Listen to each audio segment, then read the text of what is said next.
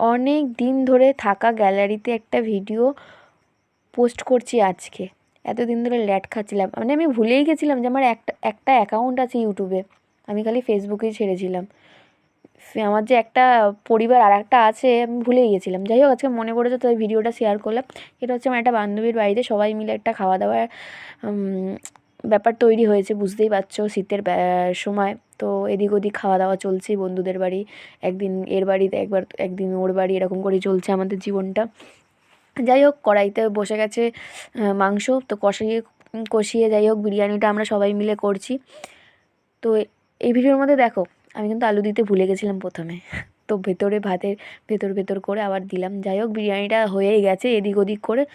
আলুটা একটু শক্ত ছিল, যাই হোক ওটা আমরা চালিয়ে নিয়েছি।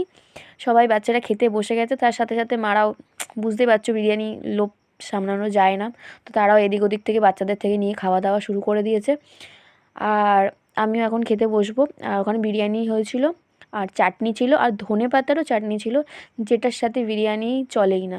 রায়তাও ছিল। দারুণ হয়েছে। ভিডিওটা আমাদের কেমন লাগলো সেটা জানিও।